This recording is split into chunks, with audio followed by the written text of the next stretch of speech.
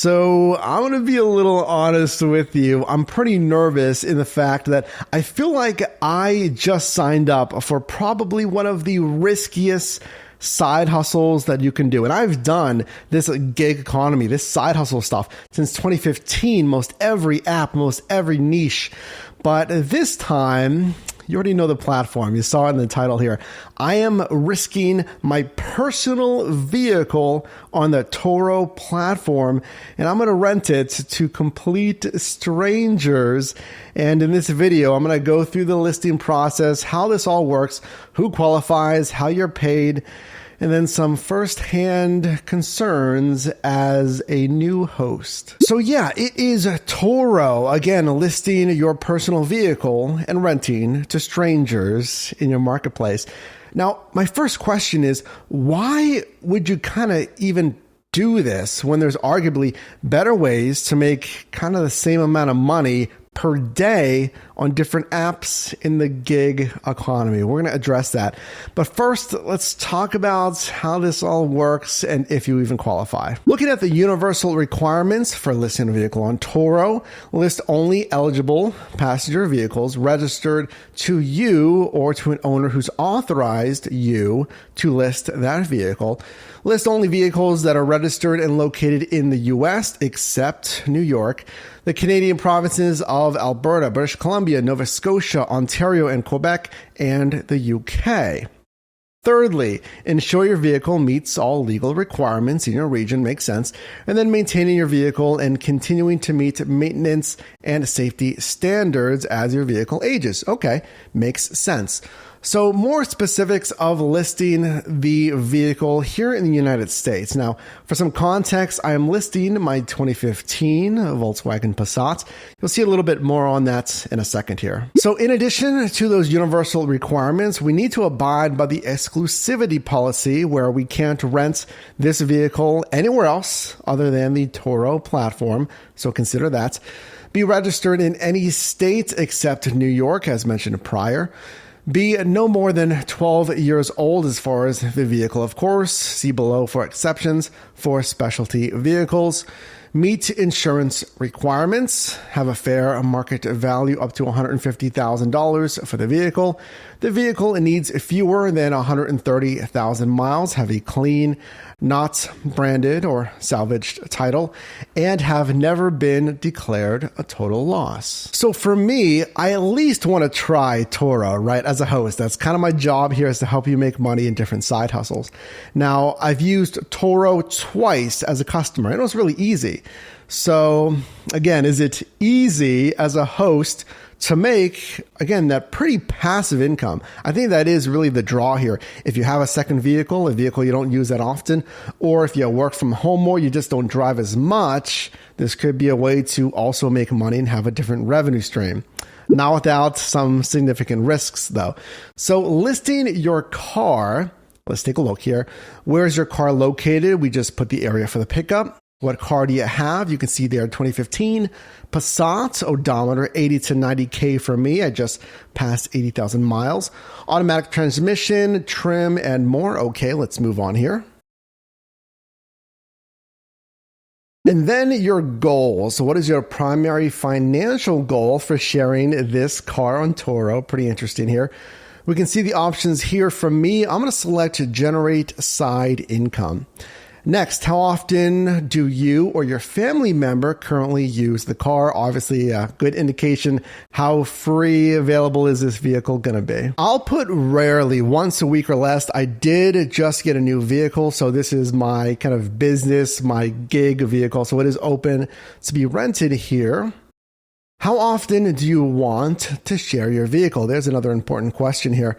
So I'll say sometimes, about half of the month, I do use this vehicle for other gig work. So I don't necessarily want it booked, let's say, for an entire month, I'll say. So I'll put sometimes. Car availability, advance notice. How much advance notice do you need before a trip starts?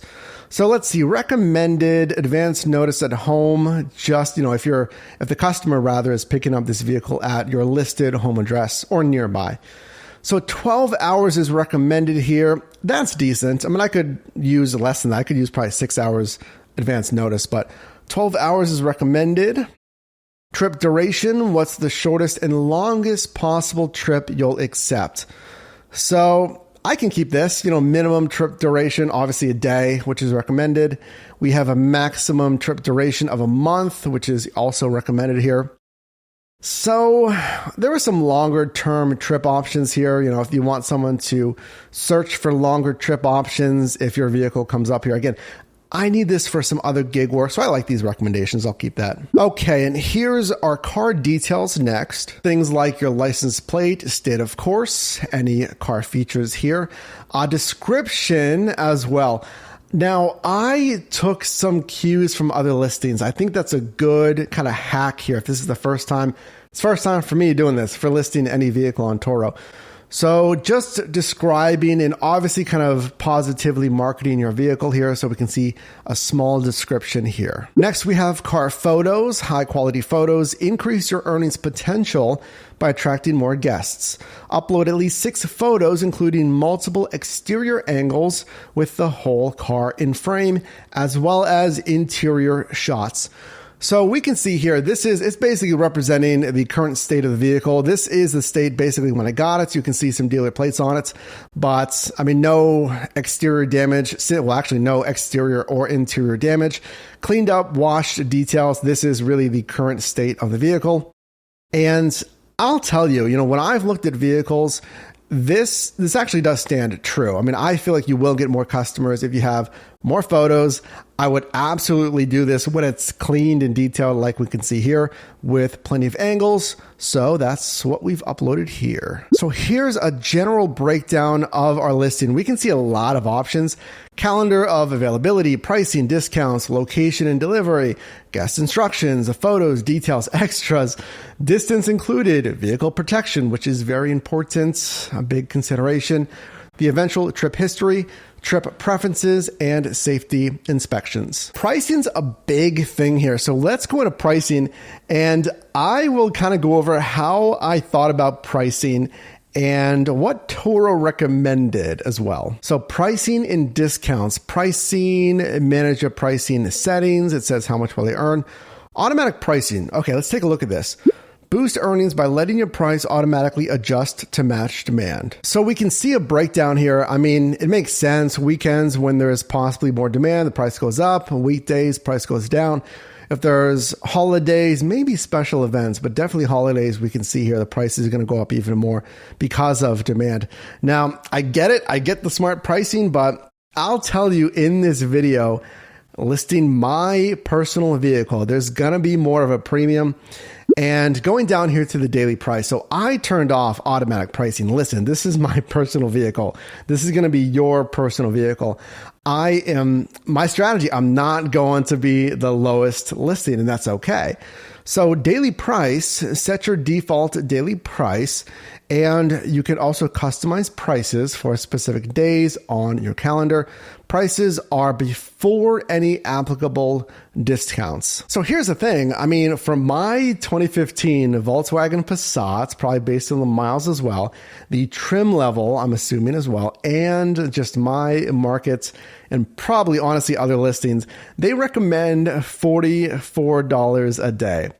I'll tell you this, between you and me, I am not listing my personal vehicle for $44 a day. So I listed, as you can see here, for $64 a day. Now, I did look at comps or comparables. So let's grab this one. Here in Pittsburgh, I saw this VW Passat. It's a newer model, and we can see the price here. So I use this as a comp, and again, here's the thing. I want to be transparent with you when it comes to my pricing strategy. I am okay if this doesn't get booked a lot at all. Frankly, I want to see how this platform is. I want to report back to you.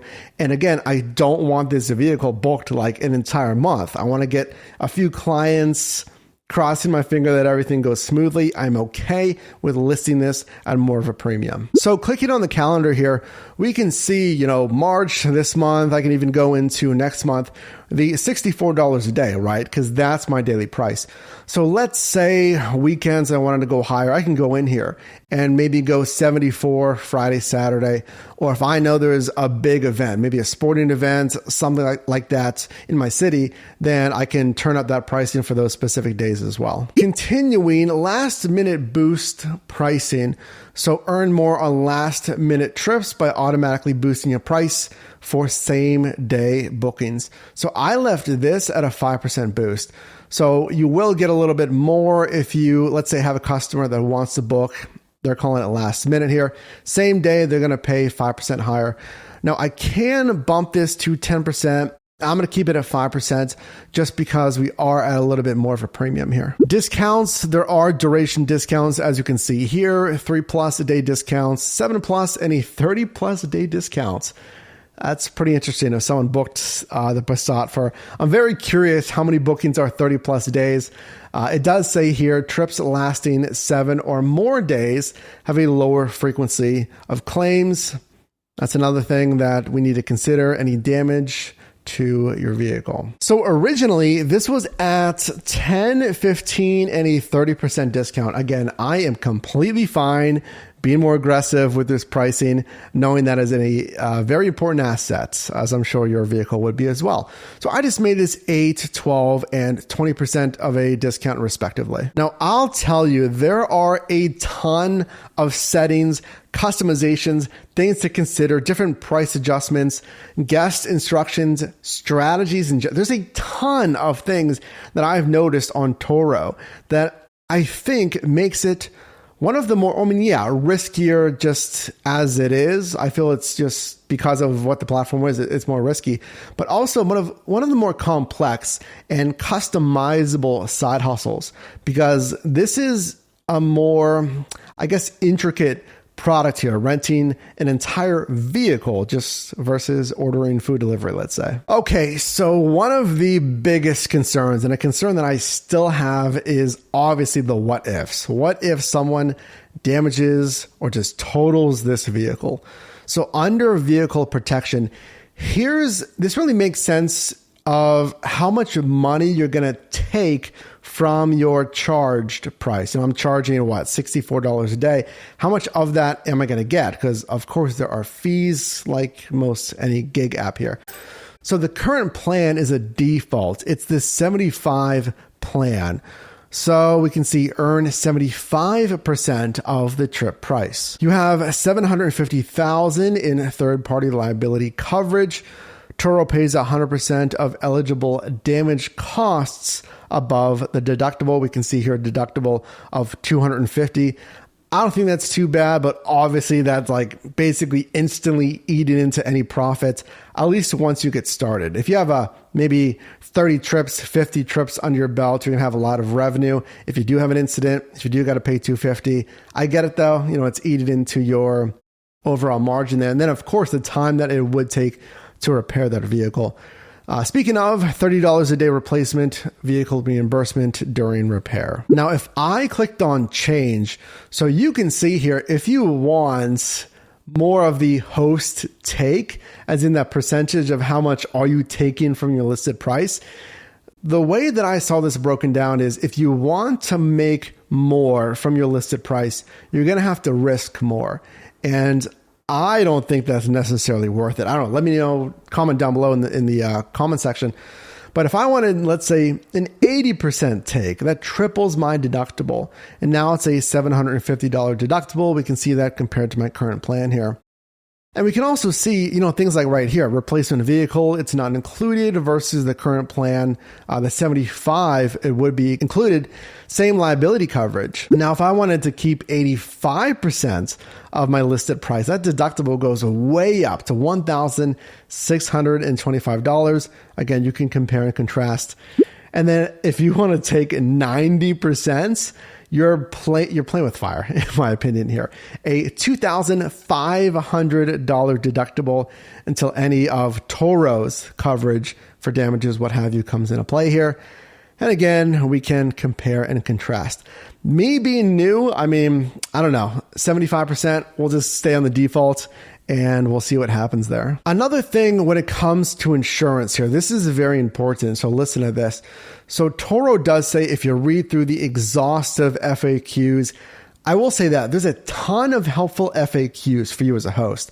So you don't have to just jump in here. There's a ton of walkthroughs. Again, frequently asked questions. There's a breakdown in this really dashboard for hosts here. So they say, obviously, yes, you need insurance on this vehicle. But what I recommend for really any gig app is to have gig economy coverage for these apps here. So you can add it on to your personal policy. Usually it's not a lot to do so, and it'll cover using your personal vehicle for business. Because if you do Turo or even drive for like Uber or DoorDash, you're using your vehicle for business, right? It's making you money. And if you get into an at-fault accident, a standard personal insurance policy probably or at least might not cover you there. So if you're looking at getting into gig work, again, speak to your carrier about either, it's called hybrid policy or just gig economy coverage. Sometimes it can be called ride for hire coverage. It doesn't matter, if you're not doing ride share, that's just kind of the verbiage some of the companies use. Ride for hire, it all covers you. Well, you're going to have to check with your carrier, but would cover you there for gig use. So let's talk about some kind of top level concerns here, just getting into this Turo hosting platform. Obviously, my concern, I'm sure your concern if you're considering this is, it's damage. It's abuse of your personal vehicle. And yes, I put in there, hey, treat this vehicle as if it was your own and this is my personal vehicle. I mean, that's only going to do so much. I mean, I would love to have just guests like myself, if I may, but you're just driving it as an adult. You're not recklessly driving. You're not speeding. You just want a reliable vehicle if you're visiting a city, let's say. But I'll tell you, I almost guarantee if you have like hundreds of trips, this is like if I had, years ago with rideshare, thousands of trips, eventually you're going to have something happen. So yes, there's protections in place. I would absolutely not recommend doing this to a vehicle that you're like married to, that you like love the vehicle. You don't want any scratches, whatever on it. Eventually something's going to happen. But as a side hustle, if I can add another revenue stream on a vehicle that's a utility vehicle, I mean, it already has some dings and dents. I bought it used and it's got 80,000 miles. I have a new vehicle that I can use for personal driving. So if the worst case scenario happened, knock on wood, worst case scenario, I have a few more dings and dents, I'm fine with that. So my job, again, is to help you make money in different side hustles. So please subscribe if you haven't subscribed already. And who knows? If you're in Pittsburgh, you can check the listing as well if you want to list the Passat. I don't know. But certainly much more to come on Turo if it's worth it as well. Stay tuned for that. And a review after we get our first client. Fingers crossed. So I hope you got value in this video. I hope you enjoyed it. If you did, definitely drop a like on this video. It really helps me out. I appreciate it. And you can also click or tap screen here for my newest video, as well as a video recommended for you. And I'll see you in the next one.